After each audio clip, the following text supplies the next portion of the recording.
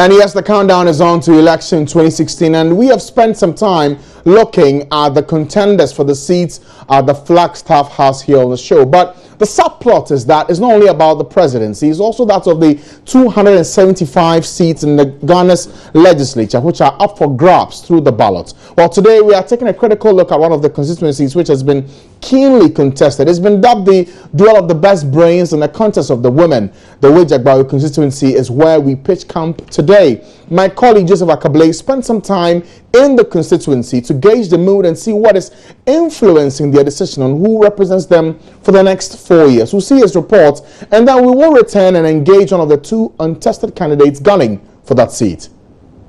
We are here at Malam Junction. It falls within the Weija Gbawe constituency. In 2012 election, the parliamentary fight was a straight one between the two main contenders, Rosemond Abra of the New Patriotic Party and Obobia Daku Opoku of the National Democratic Congress. That fight was settled by some 5,962 votes, with Rosemond Abra emerging as the victor. This time around, Tina Mensah replaces Rosemond Abra in the polls, whilst Obobia Daku Opoku makes a second appearance. Your election headquarters is here in the constituency to speak to some electors to find out for them how the past 4 years has been for them.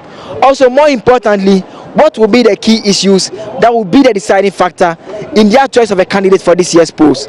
Let's take a ride around town and let's speak to some electorates. Sometimes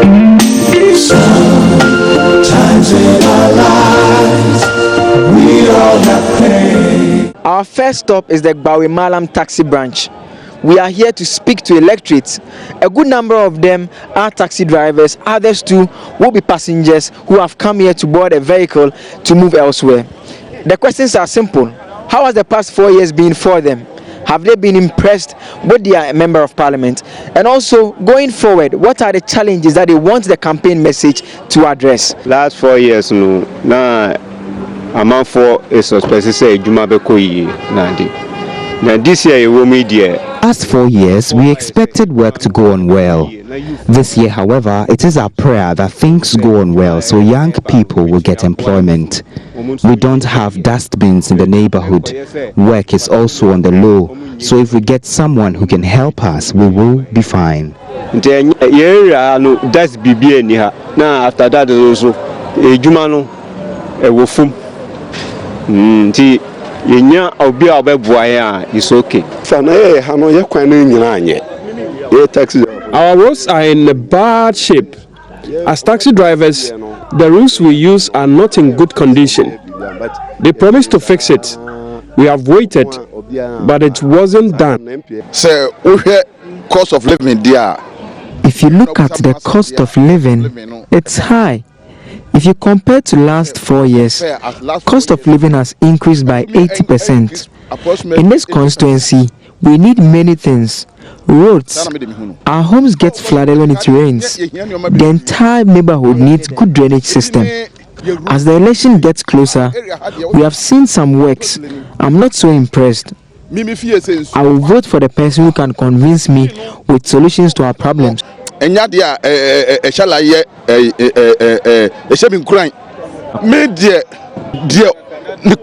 convince me no with West Noir about our problem in our local destiny. I've seen the Kwamina battles those years, and we had something ongoing. My emphasis is on the bridge around Lafa, which is our main concern. Whoever does it, I'll vote for him. Yeah, but as it stands, how has the performance of the current MP been over the past 4 years? Oh, they've all been very good. If you say good, what exactly? We are coordinating everybody to do the right thing. Any project that has impressed you? Just what is here. The bank. Very impressive, very fast. Well, so for him, he says the main issue he'll be looking out for has to do with the construction of the bridge. So you have heard from some drivers here at the Gbawe Malam Junction taxi rank. We are going elsewhere to other parts of the community to speak to them, to find out from them how the past 4 years has been for them, the major challenges, and what they expect the campaign message to be all about. So we are still in the constituency. This time around, we are at the newsstand, the place where a good number of the residents here come to check out the latest in the world of news. I'm here with Richard and Abel. I'm going to be speaking to them to find out for them what we've been asking the many electorates here, how the past 4 years has been for them. Yeah, sitting there, Nyamiadum, you be told you need, but you bottom now said a float is second. Sikana, what the Unyas were, and they are asa. By God's grace, we have money in our pockets for food. It's not so much, by the way. Prices of goods are high. It's difficult to even save.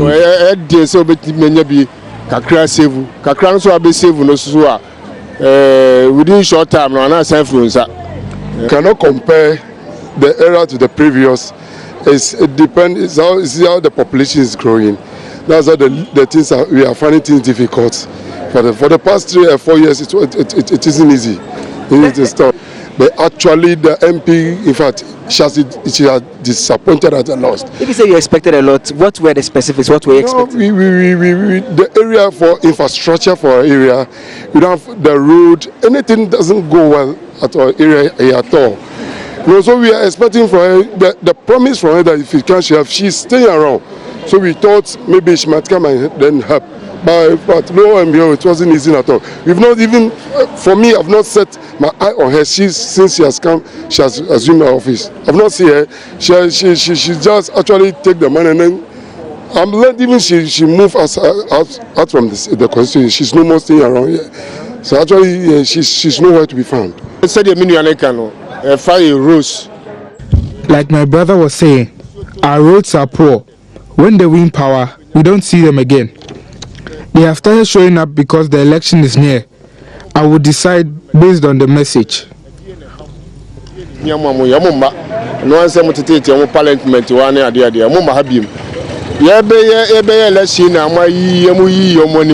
And both parties, MPP, we pursue EBB, and this pursue EBB.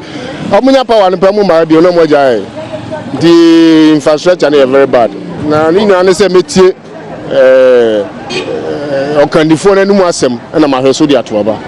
Well, so that is where you had Richard ending on that interesting note, saying that if he's deceived this time around, he's not going to vote. But he makes the point again that so far he has not been so impressed with the activity that has taken place in this constituency. He says the roads are not in good shape. He also complains about the sanitation situation. Well, so you have heard from some electorates here at the Weija Gbawe constituency. These are their views. These are the concerns that they want a candidate to speak about. Some of them are impressed, others are not so impressed with the performance of their MP for the past 4 years. This is your election headquarters, and we are here at the Weija Gbawe constituency. Joseph Akable, Joy News. Right, so you know what's on the minds of many in that constituency, what they want and what will influence them on who they vote for in this year's election. But let's pick the brains of one of them, one of the two contesting for the seat. Obobiadako Opoku is the NDC parliamentary candidate for the Weija Gbawe constituency. Thank you, madam, for joining us today. Thank you very much, and good afternoon to your viewers. Okay, so you watched that report by Joseph talking about the issues in your constituency. Do you know of these issues? I do. You don't know of these issues? I do. And everybody who lives in the constituency knows about these issues. Okay. But what I expected them to say was that it was being worked on. But clearly, if you talk about sanitation issues and talk about dustbins, it's something that the municipal assembly has started the distribution now. Every house, one dustbin, one house is going on now. When you talk about the roads, there's no road, major road in that constituency that is not seeing development. And I can mention a few. If you go through the Malam Junction to the Gbawe Chief's Palace, it's seen asphalt for the first time in the history of the Weija Gbawe constituency. It was done, I think, about 8-10 weeks ago. If you go to Oblogo to Weija, another major road, is seen asphalt. When was that also done? That was done almost about 3 months ago. So clearly, all the major roads, the CP to Awoshi Road, is being constructed for the first time in 35 years. If you go to the Oblogo Top Base Road, everybody who has lived in that constituency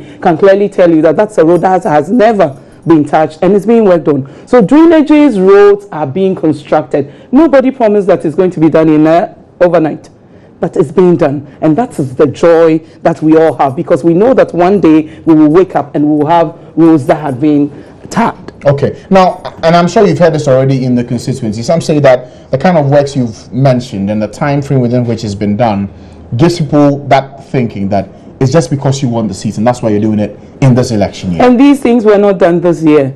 I have been on the ground since 2012. Clearly, somebody has to move to government to let government know that this is the situation in this constituency. Some help has to be brought here. So obviously, there's somebody who is liaising with government. There's a municipal assembly, and obviously, my government is also in power. So I can take that up and then send the message across. So I don't see anything wrong with it as because you want a seat and that's why you're doing it. Clearly, you are not supposed to stay in the constituency when you lose an election to help the people. It is not written anywhere. It's not in the constitution. So if you stay on and do what I have done for the past 4 years, it is because you have humanity at heart, not because you want to win a seat. Okay, why do you think you lost the election in 2012? And everybody knows that constituency was demarcated 3 months to elections, and it's a predominantly NPP seat. Everybody who knows and looks at when it was Weija Gbawe for the 3 constituencies, you would have known that if you demarcate that side of it, the NDC ordinarily would have lost up to 15 to 17,000 if it was in that order. But even when it was demarcated, we were lucky. I lost almost about 4,000 to 5,000 votes there. So it's quite impressive. And we know that between 2012 to 2016, the massive infrastructural projects that we have done there, the help that we have brought to the needy, and the hope that we have brought to the hopeless, we know that will make a difference so far as this year's elections is concerned. Okay, that's for the stakes in going into this year's elections. But tell me something, why do you want to be MP?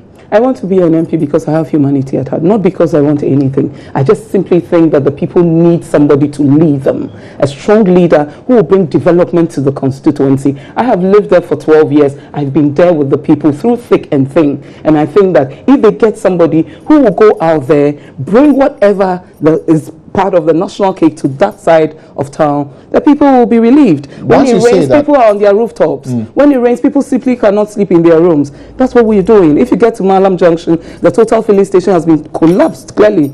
There's a local government project on about $7 million project going on now, and we know that next year when the rains come in heavily, you won't see the kind of flooding that you would have seen. I'm sure you saw as when we had brought engineers and planners into the constituency when it rained heavily some few months ago, and people simply could not find anywhere to lay their heads. So that's what we're doing. You get into the short-term arrangements, then you get into the long-term one so that you bring total relief to the people. It is a process we have started, and we know that by the time that we get into power, so far as the NDC is concerned, we win that seat, we will make a difference so far as that constituency is concerned, and we will compare the constituency to the Ayawaso West Wagons and the East Lagons and all those places. We are sure of that. Okay, once you say that you've been in the constituency for 12 years, you've been through thick and thin with them. Some would say before your decision to represent them in Parliament, what are some of the things you've done personally in the constituency to tell people that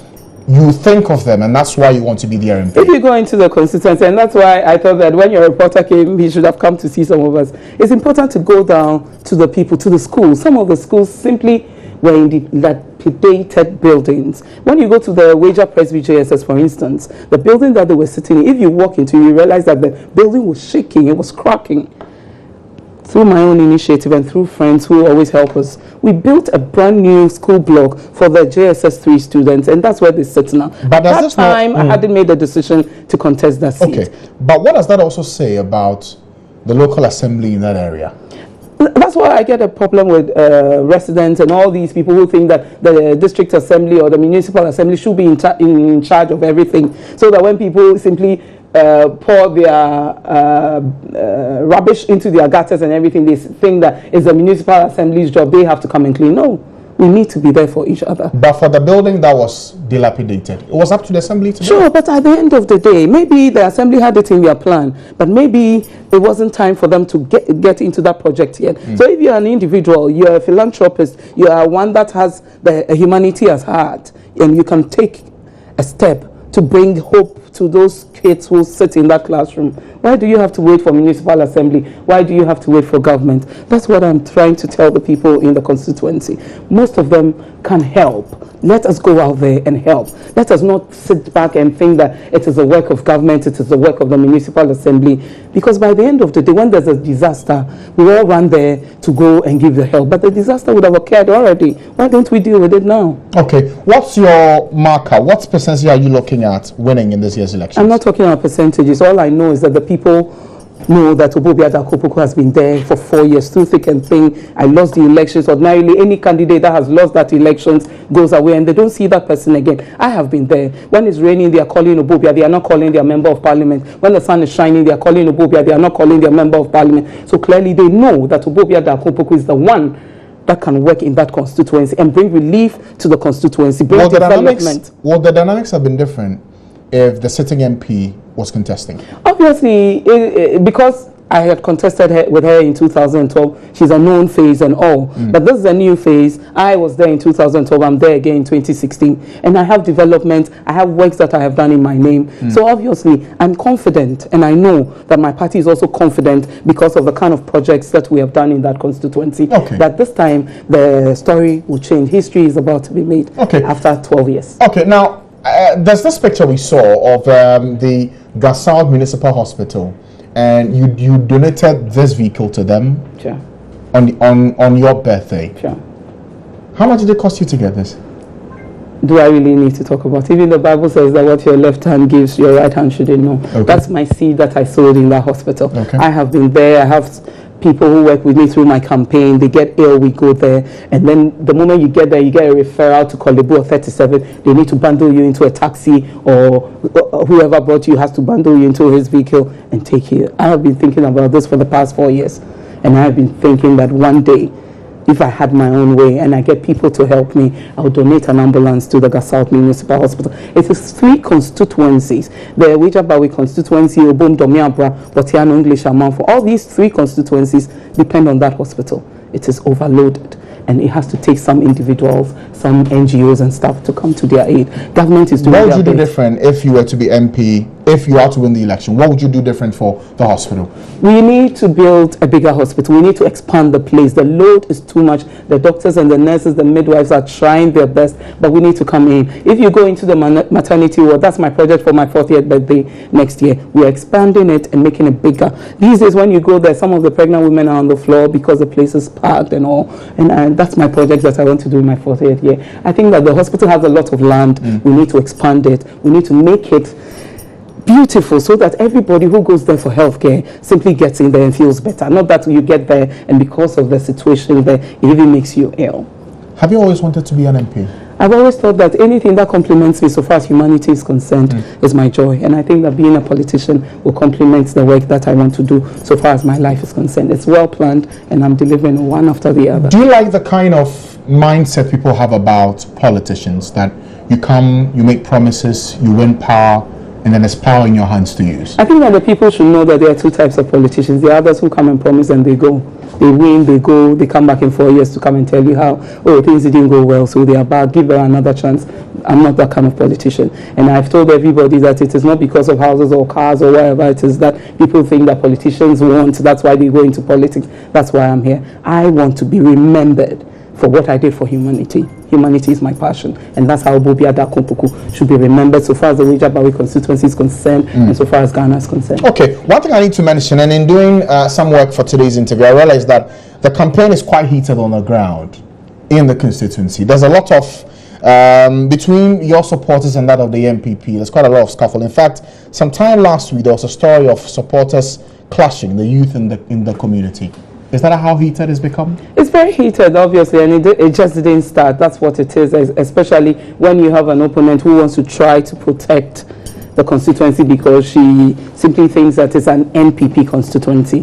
And obviously she knows that there's a contender who simply is all over the place. So she has to do whatever she wants to do to win back the seat for her party. And then I also think that the party has been in power so far as that constituency is concerned for 12 years, and they have nothing to show.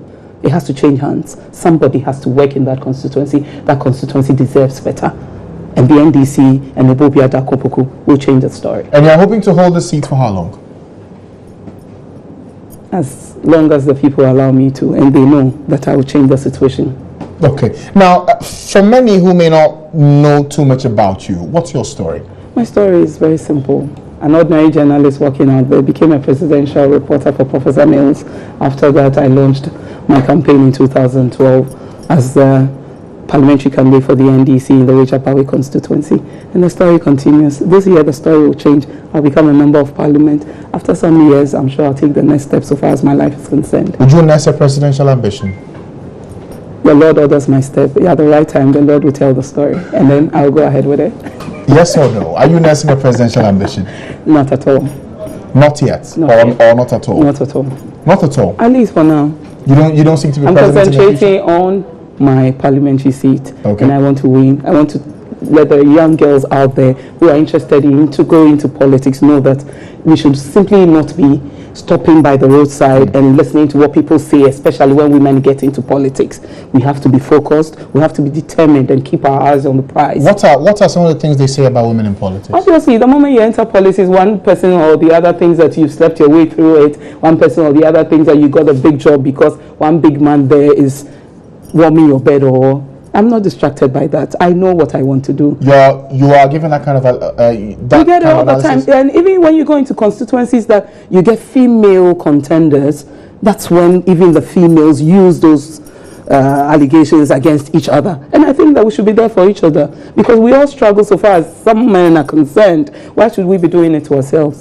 So one day I hope that when our generation takes over the politics of this country, we'll change that perception and know that people got there just because of hard work, but not because one big man or the other is favoring a woman. Okay, interesting. And I'm sure that for many who are watching from the constituency, you have your own views to share, especially with her contesting.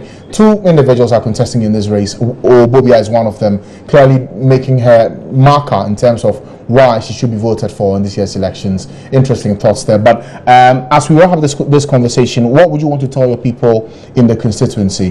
Why they should vote for you? I think that they are already in the mood to vote for me because of what we have done in the constituency. Infrastructure development, massive, ongoing everywhere in that constituency. We talk about school buildings. The president has just promised us the SHS, which we just secured the land for. I'm sure that work will be started before elections, and that's one of the major issues in the constituency so far as our chiefs are concerned, because they need that secondary school there. That is being worked on. Infrastructure development, roads are being constructed, water. I'm sure that you know that there is a village called Riaboma. They were drinking from wells and all. Now, through my help, Ghana Water for the first time in 30 years has connected pipe-borne water to that community. Well, I'm sure that all these people... but you're a very confident person. Of course. Would you be surprised if you lose this election?